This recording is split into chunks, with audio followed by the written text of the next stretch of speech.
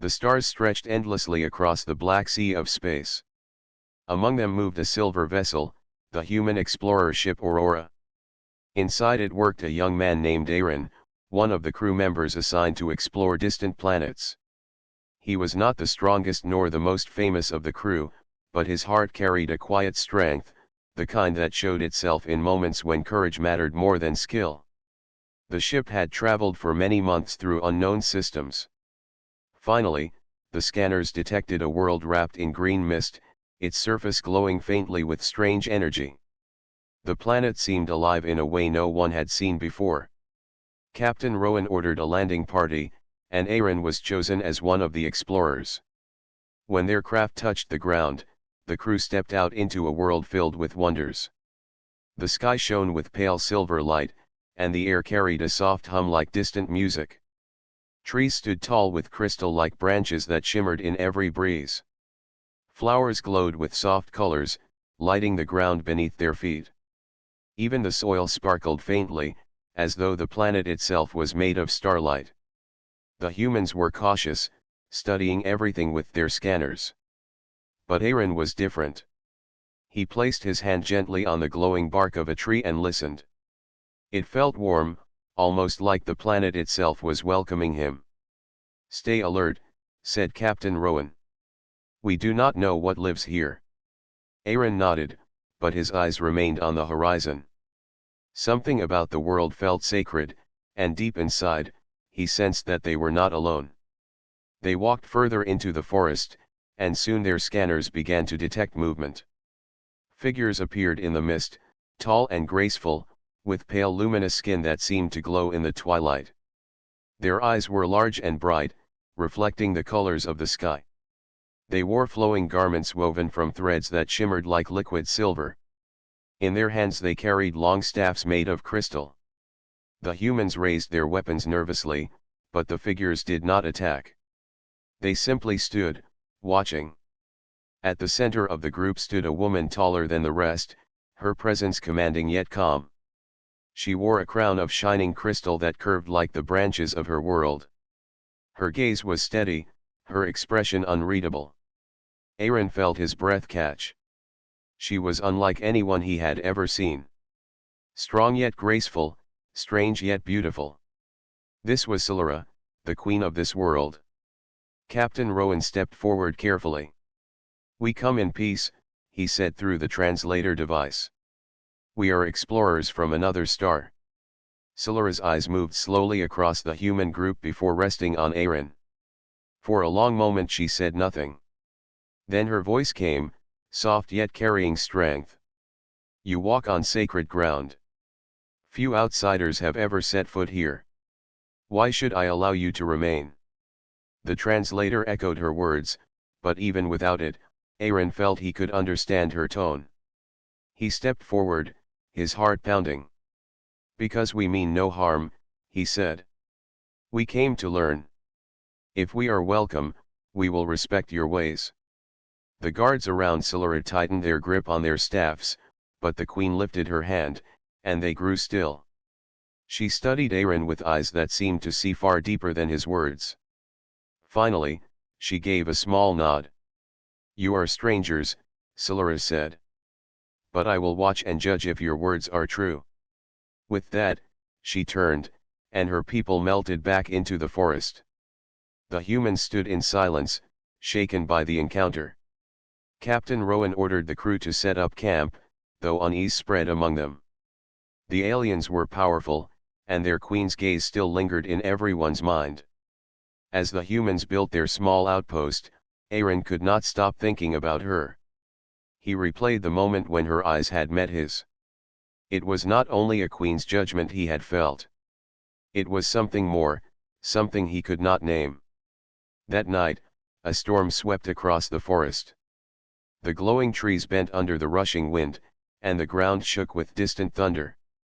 The crew scrambled to secure their camp, but the storm was unlike any on Earth.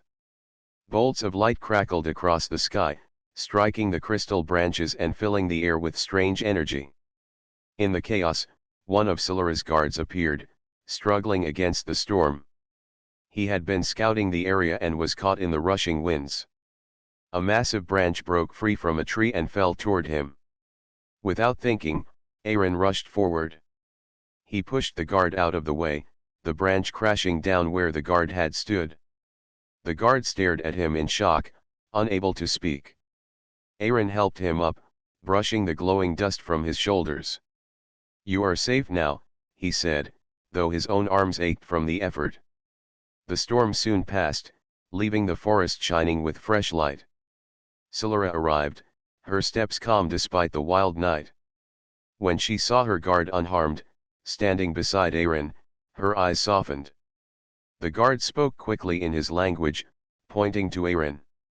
Though Aaron did not understand the words, he knew what was being told. Silura stepped closer to him. "You risked yourself to save one of my people," she said through the translator. "Why?" Aaron hesitated. "Because it was the right thing to do," he answered simply. "Life is precious, no matter where it comes from." The queen studied him for a long moment, then gave a small smile, faint but real. "Few would act so," she said. "Perhaps there is more to you than I first believed." For the first time, Aaron felt warmth in her voice, and something stirred within him. It was not only respect that passed between them. It was the beginning of something neither of them could yet name.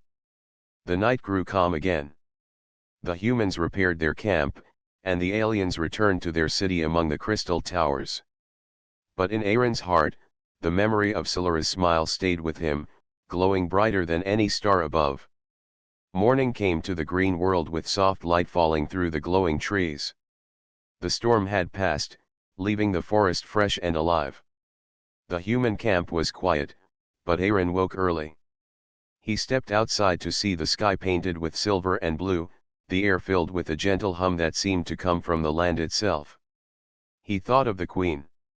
The image of Silura's faint smile still lingered in his mind. She was different from anyone he had known, not only because of her power but because she carried herself with a grace that made the entire world seem to move around her. He wondered if he would ever see her again. By midday, his wish came true. Silura arrived with 2 guards. She walked calmly, her steps light but strong, her crown shining with the same glow as the trees. The crew grew tense, but Aaron felt only curiosity. Captain Rowan stepped forward. "Queen Silura," he said carefully, "we thank you for allowing us to remain." Silura's eyes moved across the group but settled on Aaron. She spoke through the translator. "Your people may stay, but under my watch. There are places you may not go. This world is alive, and its secrets are not for all to see." Captain Rowan bowed slightly, hiding his unease. "We will respect your laws." Silura gave a short nod. Then, to everyone's surprise, she said, "Aaron will come with me." The crew exchanged glances. Aaron himself felt his heart leap. "Me?" he asked. "Yes," Silura said. "You acted with courage. I will show you the gardens of this world. You will learn, and perhaps you will understand." Though Rowan hesitated, he finally agreed.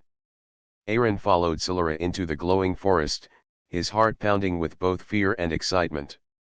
They walked in silence at first. Silura's guards moved ahead, clearing the path, but Aaron's attention remained on the queen. She did not speak much, yet her presence filled the air. Finally, she paused beside a wide clearing where tall plants with crystal leaves grew in spirals. "This is the singing garden," Silura said. "Each plant is connected to the planet's heart. When the wind moves through them, they create voices. Listen." A breeze passed, and the crystal leaves began to hum. The sound was deep and rich, like 1,000 instruments playing together. Aaron stood in awe, feeling the music vibrate in his chest. "It is beautiful," he whispered. Silura glanced at him. "It is more than beauty. It is memory. The songs hold the history of my people. Every note is part of a story that began long before you were born." Aaron closed his eyes, letting the sound wash over him. "On Earth, we have songs too, but nothing like this. Ours are played with instruments, or sung with voices. But this, it feels alive. For the first time, Silara's expression softened. Perhaps your world is not so different after all. They walked deeper into the gardens, where glowing streams cut through the ground and strange flowers opened as they passed. Silara touched one, and it released a soft light that floated upward like tiny stars. Aaron smiled in wonder. "You have much light here," he said. "Back home, we build lamps to chase away the dark. But here, the world makes its own." "Light is life," Silara said. "We do not create it. We honor it." Aaron looked at her, studying the calm way she spoke. He wanted to ask her many things, but the words came slowly. "Do you trust us?" Silara's gaze turned to him, steady and sharp. "Trust is not given easily. Your kind has come from the stars before. Some brought war. Some took what was not theirs. I will not allow that here." Aaron lowered his head. "I understand. But not all of us are like that. I don't want to take. I only want to learn." Silara's eyes lingered on him. She did not reply at once. Instead, she led him to a high ridge that overlooked the land. From there, he could see shining towers in the distance, built of crystal and light. "That is my city," Silara said. "It is called Lumerus. My people have lived there for thousands of years. We guard this world because it gives us life. Without it, we are nothing." Aaron stared at the city, glowing like a dream against the horizon. "It looks like it was built from the stars themselves," he said. Silara's lips curved slightly, almost a smile. "Perhaps. And what of your world? Tell me of Earth." Aaron felt warmth at her question. He spoke of oceans that stretched endlessly, of forests filled with tall green trees, of mountains capped with snow, and of cities where lights shone brighter than the night sky. He told her of rivers that carried stories and skies that changed colors with every sunrise. Silara listened quietly. Her eyes softened as she imagined the world he described. "Your home is far, yet it breathes with the same spirit as mine. Perhaps our worlds are not so distant after all." The sun of her world began to set, and the sky filled with silver light. Silara turned back toward the forest. "It grows late. I will return you to your camp." As they walked, Aaron felt something stirring inside him. It was not only respect for the queen, nor only wonder for her world. It was something deeper, something he did not fully understand. When she spoke, her words carried strength, but when she looked at him, he felt seen in a way no one had ever made him feel. When they reached the edge of the camp, Silara paused. "You are different from the others," she said. "You listen. That is rare." Aaron's chest tightened at her words. He wanted to say more, to tell her how much this day meant to him, but the words caught in his throat. All he could do was nod. Silara gave him one last look, her eyes calm yet thoughtful. Then she turned and walked back into the glowing forest, her crown shining like a star. Aaron stood there long after she was gone, his heart racing. He knew he should return to his crew, but his thoughts were far away. The connection between him and Silara was only beginning, but already it felt stronger than anything he had ever known. Days passed on the green world, and the bond between Aaron and Silara grew quietly, like a flame hidden from the wind. Each morning, the queen visited the human camp or invited Aaron to walk with her among the crystal gardens. The crew noticed their closeness, and whispers began to spread. Some watched with curiosity, some with distrust. Silara's council also noticed. In the shining halls of Lumerus, they spoke with unease. The council was formed of elders, each old and wise in their own way, yet bound to tradition. They believed the queen should remain distant from outsiders. To them, humans were strangers whose desires could not be trusted. One elder, a tall figure named Orin, stood during the council meeting. His voice echoed through the chamber of light. My queen grows close to the human, he said. This is dangerous. Their kind comes from beyond the stars with hungry eyes. They will not stop until they take what they desire. Another elder agreed. Already their camp spreads in the forest. They dig into the soil. They seek the crystal stones. What begins as friendship may end in ruin. Siluro listened in silence, her hands folded before her. She did not answer at once. Finally, she spoke with calm strength. This human, Aaron, has shown kindness. He has risked himself for one of ours. His heart is not like the others. I will judge him by his deeds, not by fear. But her words did not end the council's doubt. Their unease hung in the air like a shadow. Meanwhile, within the human camp, tension was rising as well. The explorers had discovered strange crystals buried beneath the soil. These stones glowed faintly, filled with the same energy that lit the alien towers. Some of the crew believed the crystals could power human ships for centuries. Captain Rowan tried to keep control, but pressure from the crew grew strong. One of the scientists, Mara, spoke openly one evening. These crystals could change everything. If we gather enough, Earth will never fear darkness again. We must take them. Others nodded, their eyes shining with greed or hope. Only Aaron shook his head. This world is not ours to strip, he said firmly. The crystals belong to Silura's people. We should not betray their trust. Mara frowned at him. You speak as if you are one of them now. Have you forgotten why we came here? Earth needs this. Aaron's jaw tightened. Earth needs peace more than power. If we take what is not given, we will bring only war. The argument divided the camp. Some sided with Aaron, believing respect was the only way forward. Others sided with Mara, seeing the crystals as a prize too great to ignore. That night, while the humans argued, Silura stood on the balcony of her crystal tower, gazing out at the forest. The stars shone above, but her mind was troubled. She could feel the weight of her council's doubts, the fear of her people, and the restless hunger of the humans. The next day, she called Aaron to her side. They walked along the glowing river, its waters casting silver light across their faces. My council fears your people, Silura said quietly.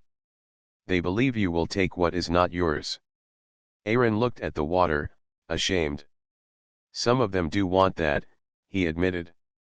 They see the crystals and think of power. I have tried to speak against it, but I cannot control them all. Silura's gaze grew sharp. Then you must decide, Aaron.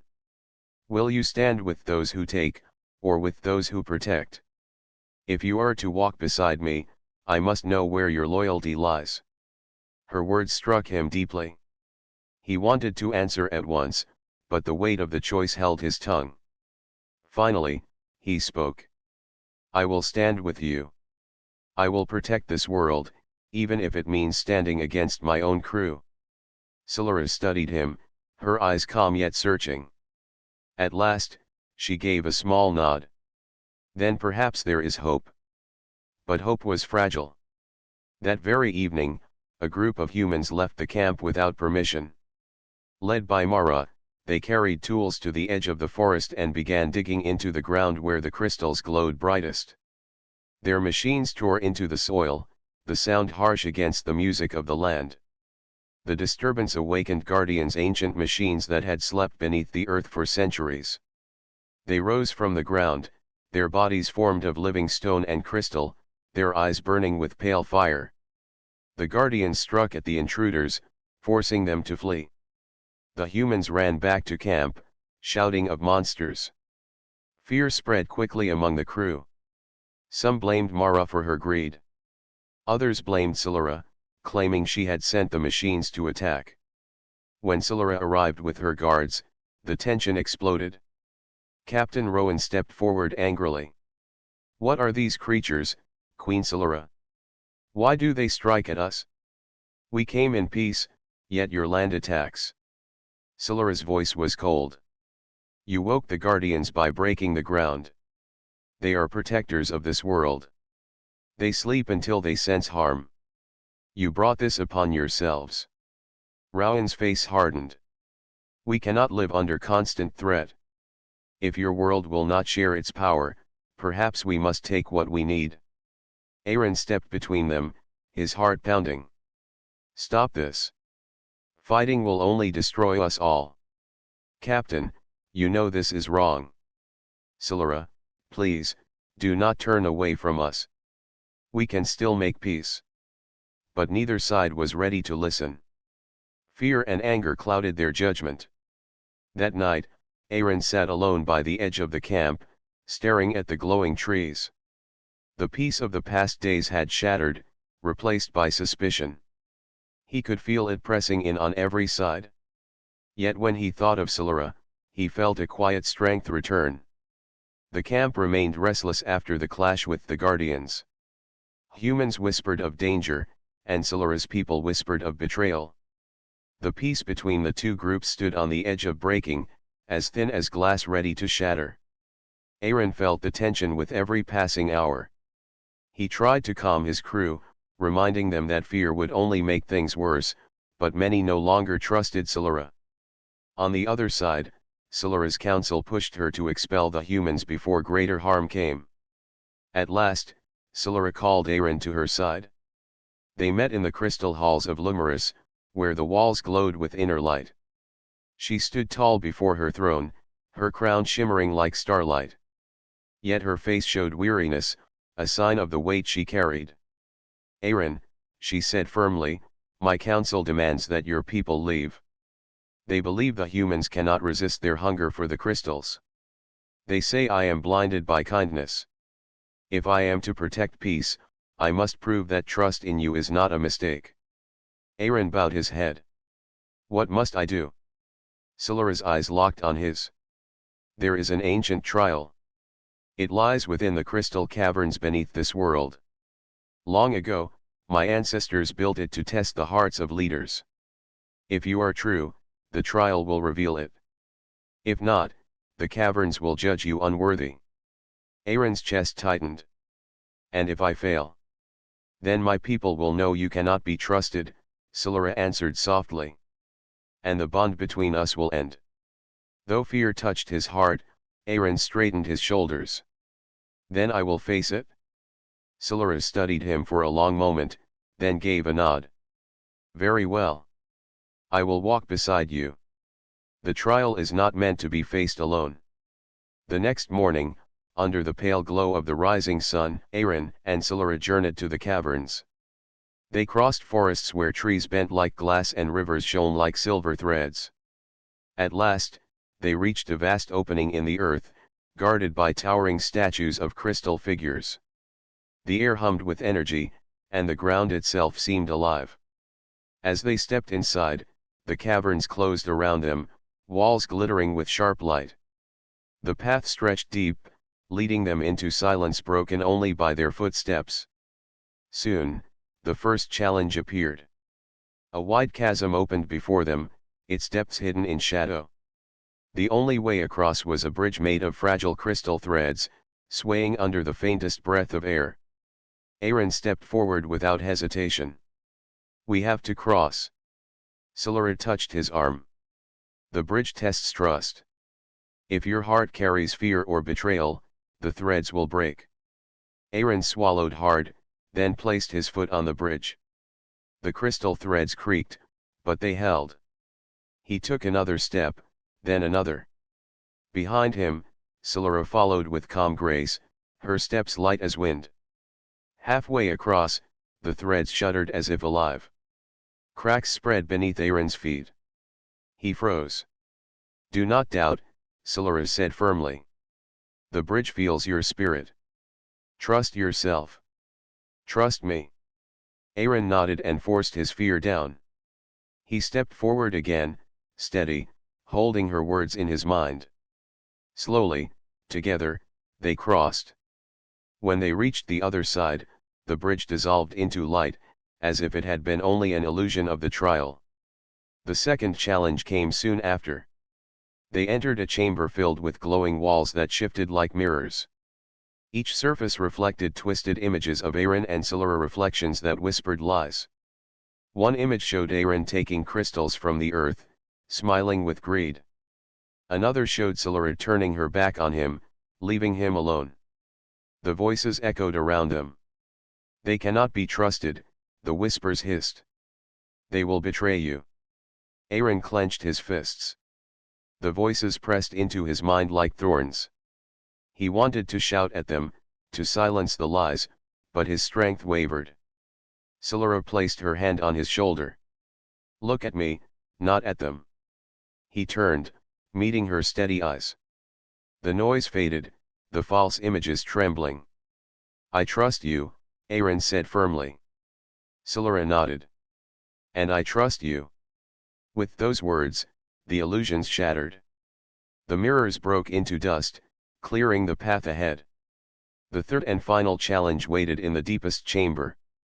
A giant machine stood in the darkness, built of stone and crystal, its form like a towering guardian. Its chest glowed with pale fire, and its eyes opened as they entered. "You who seek trust," the guardian's voice thundered, "prove your heart with sacrifice." The ground shook as a section of the chamber collapsed, leaving a deep pit between them and the exit. The guardian raised its arm, sending shards of crystal crashing down. One struck the edge where Solara stood, cracking the ground beneath her feet. She slipped, falling toward the pit. Without thinking, Aaron leapt forward. He grabbed her hand and pulled with all his strength, though the weight dragged him dangerously close to the edge. The ground broke further, and for a moment it seemed they would both fall. "Let go," Solara said sharply. "If you fall, your people will lose you." Aaron shook his head, gripping tighter. "I will not let go. Your life matters more than mine." With a final effort, he pulled her up, tumbling onto solid ground. His arms burned with pain, but Solara was safe. The guardian's voice echoed once more. "You have chosen another before yourself. The trial is past." The machine lowered its head, and the chamber filled with light. A hidden passage opened, leading them back to the surface. When they emerged into the sunlight, Solara turned to Aaron. For the first time, her calm mask broke, and true emotion filled her eyes. "You risked everything for me," she said softly. Aaron's chest rose and fell with heavy breaths. "Because I meant what I said. I will protect this world, and I will protect you." For a moment, silence lay between them, filled only by the wind in the glowing trees. Then Solara gave him a rare smile, one that warmed the air around them. "Perhaps my counsel was wrong," she said. "Perhaps trust can be found in the heart of a human." Together, they returned to the city, carrying the proof of the trial. The bond between them had grown stronger, not only in respect but in something deeper, something unspoken. Yet Aaron knew that though the trial had ended, the greater challenges lay ahead. The hearts of men and aliens alike were still divided, and the shadows of conflict had not yet lifted.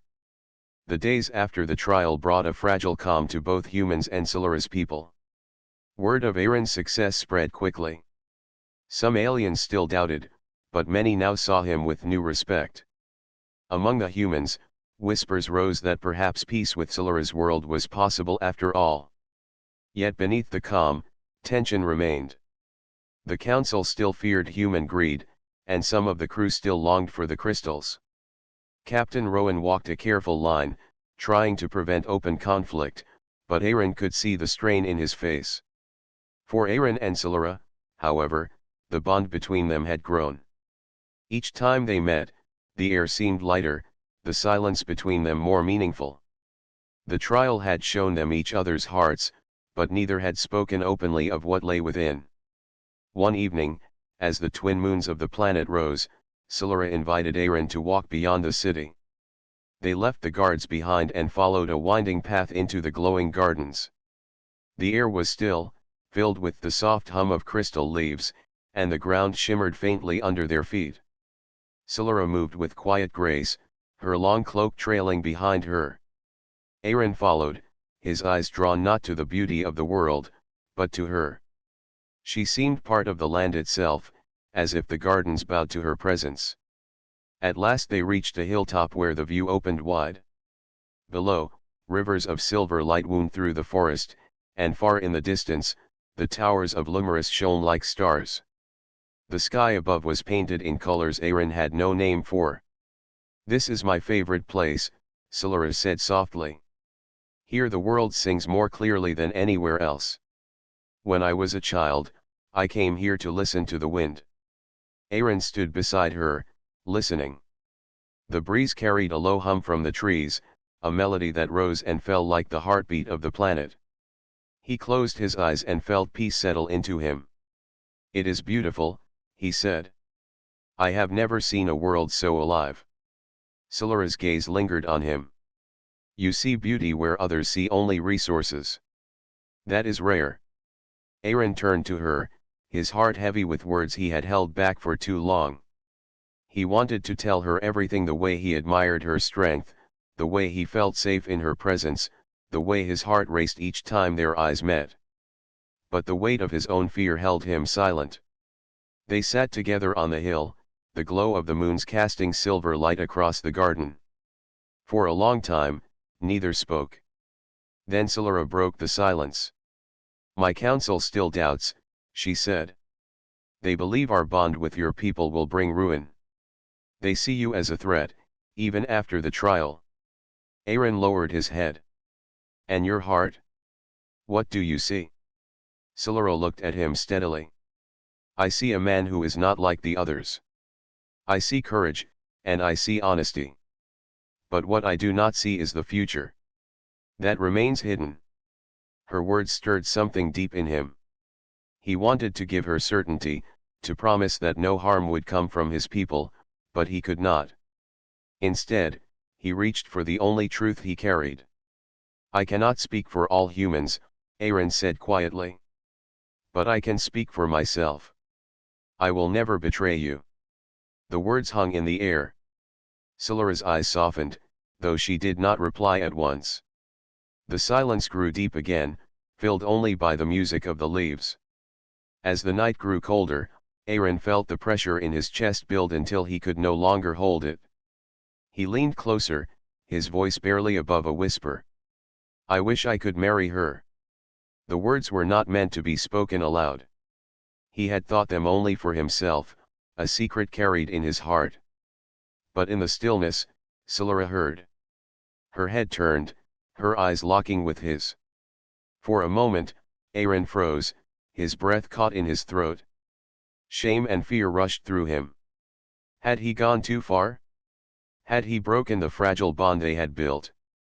Scylla's expression softened, and then, to his astonishment, she smiled. It was not the distant, royal smile she gave to her people, but something warmer, more human. "Then you shall," she said softly. The words struck Aaron like a wave. He stared at her, unable to believe what he had heard. "You mean, you would accept me?" Scylla nodded. "Our worlds are different. Our people are divided. But I have seen your heart, and it is true. If you desire such a union, then so do I." Aaron's heart raced. He wanted to laugh, to cry, to hold her hand, but he could do none of those things. He simply sat in awe, the weight of her words sinking into him. "Scylla," he said, his voice trembling, "I don't know if my people or yours will understand. But I promise, I will stand by you. Always." Scylla looked out at the glowing horizon. "They may resist. The council will fight against it. Perhaps even your captain will forbid it. But none of that matters if we are true to each other." Aaron's chest filled with warmth. "Then let it be so." For the rest of the night, they remained on the hill, speaking little. Words were no longer needed. Their bond was sealed not by ceremony, but by a promise spoken beneath the moons and heard by the world itself. When at last they returned to the city, the air between them had changed. Aaron walked beside her not only as a guest or ally, but as something more. Silara's guards noticed, their eyes sharp with questions, but none dared speak. The queen carried herself as always, calm and strong, but in her gaze lingered a quiet light.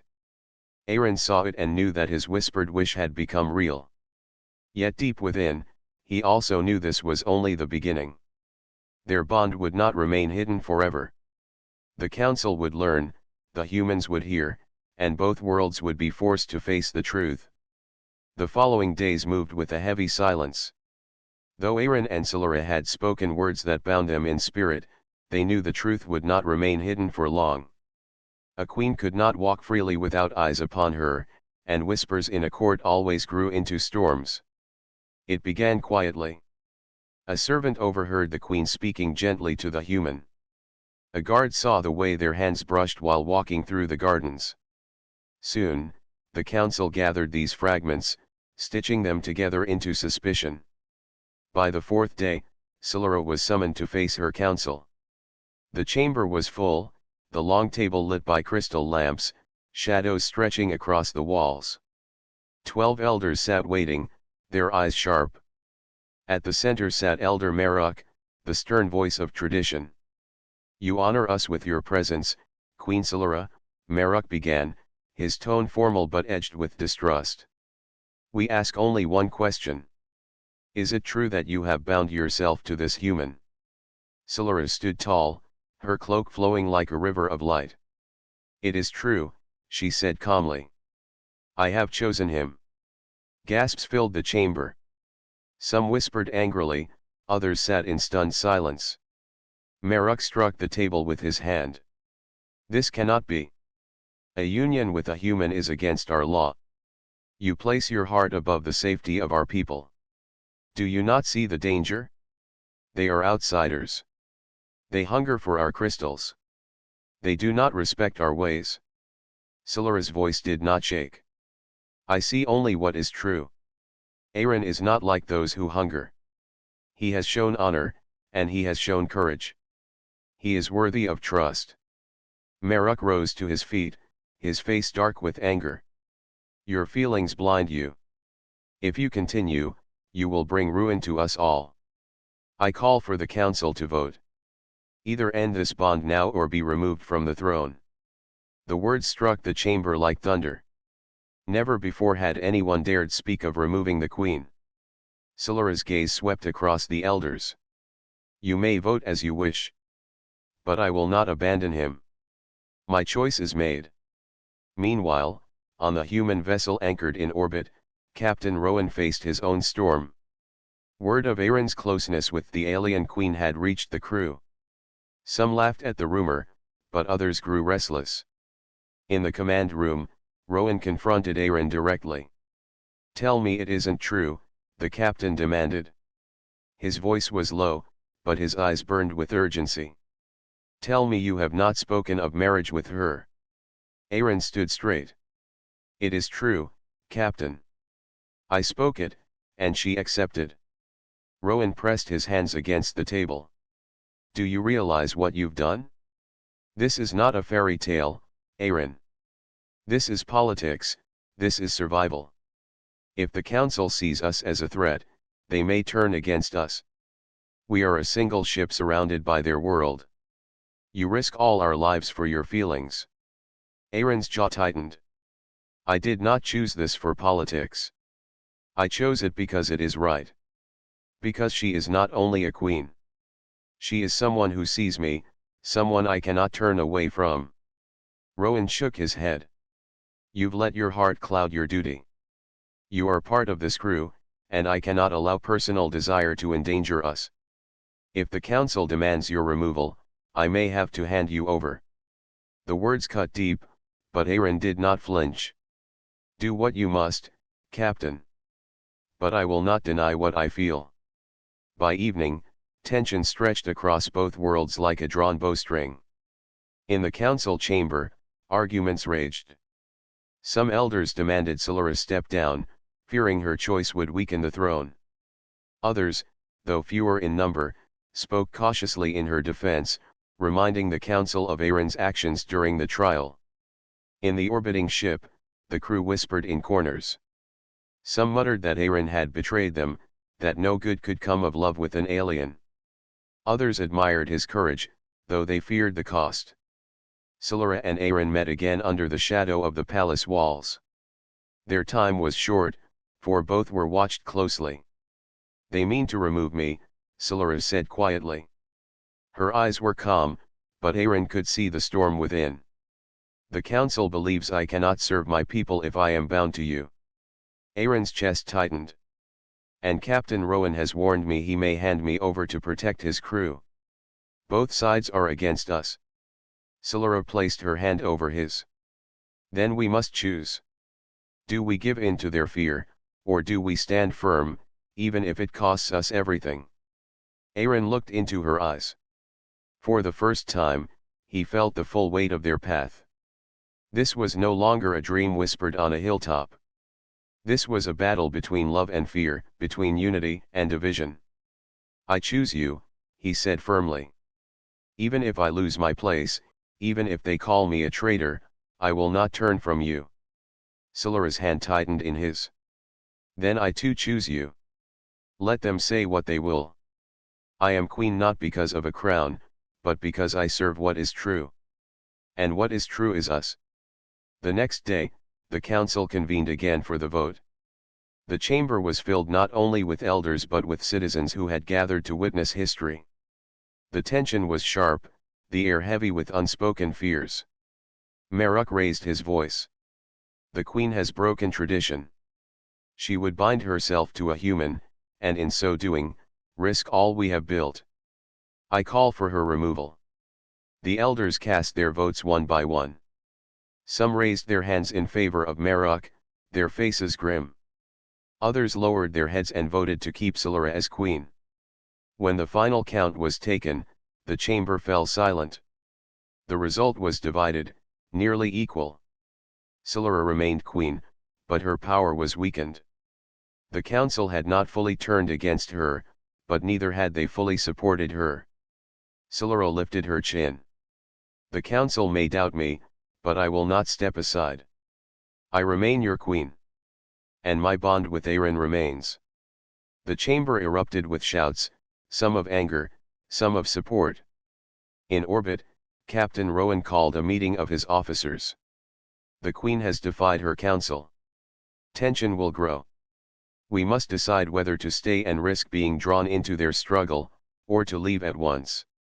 One officer asked, "And what of Aaron?" Rowan hesitated, his eyes heavy. "He has chosen his path. If we stay, we stand with him. If we leave, he remains here." Silence followed.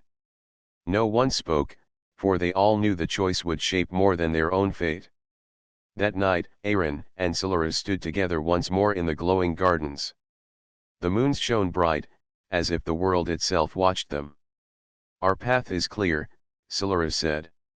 "We can no longer walk hidden. If we are to stand together, we must face the storm openly." Aaron took her hand, his voice steady. "Then let it come. Whatever they demand, whatever they threaten, we will face it together." Morning light spilled over the crystal towers of Lumerus, casting silver reflections across the city. The world seemed calm, but beneath the surface, tension crackled. The council still murmured their doubts, some reluctant to accept Solara's choice. On the human ship above, Captain Rowan and his crew debated their next move. Both worlds waited for a decision that would either bring unity or divide them forever. Solara stood on the balcony of her tower, gazing out at the forest below. Her hand rested lightly on the edge, her eyes calm but determined. Aaron approached quietly. "They are still uncertain," he said softly. "The council, your people, my captain. All of them worry." Solara turned to him, her expression gentle. "They worry because they do not yet see what we see. They fear change. But our path is clear. We cannot let fear rule our hearts." Aaron reached for her hand. "Then we stand together, no matter what comes."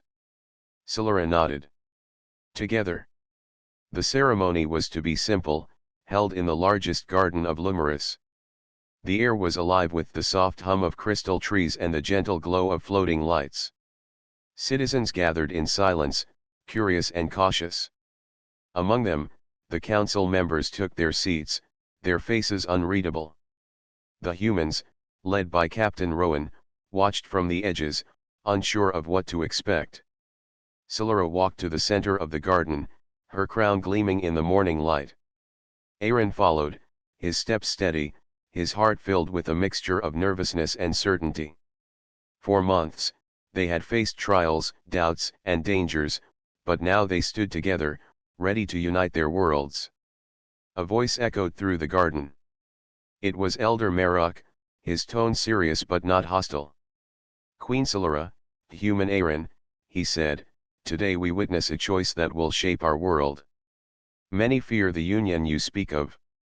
But if your hearts are true, let the truth be seen by all. Solara stepped forward, her eyes meeting Aaron's. I speak only what is true. My heart belongs to Aaron, as I believe his belongs to me. Together, we choose to honor both our people and our worlds, not through fear, but through trust. Aaron took a deep breath. I vow to protect this world and all who live here. I will not harm your people, nor will I seek what is not freely given. My loyalty is yours, Solara, and to your people as well. The council members listened carefully, and slowly, one by one, they began to nod. Some hesitated, but the words of truth were clear and unshakable. Even Marok's eyes softened, and he lowered his gaze in acknowledgement. A soft hum rose from the trees around them. The citizens of Lumerus watched in awe as the garden itself seemed to respond. The flowers opened wider, the streams glowed brighter, and the crystal leaves vibrated gently, singing a melody of harmony. Captain Rowan stepped forward, his hand on Aaron's shoulder. I have watched you grow, Aaron, he said. I feared the dangers that came with your choice, but I see now your courage and honesty. If your heart is true, I cannot deny it. I will stand with you, for both your safety and the hope this union brings. Relief and gratitude filled Aaron's chest. He bowed slightly to the captain. Thank you. Your trust means more than words can say. Solara raised her hands, and the floating lights above the garden shimmered brighter. The citizens felt the warmth in her voice as she spoke again. Today is not only a union of two hearts but a union of two peoples. Let this day be remembered as the beginning of a new understanding, where humans and Lumerians live in respect and harmony. Aaron stepped closer to her, taking her hand in his. Then let us promise, here and now, that together we will face whatever comes, not as strangers or enemies, but as allies and friends. Solara smiled, and for the first time in months, her people saw something beyond her role as queen, a woman who chose love and courage above fear. I promise, she said softly.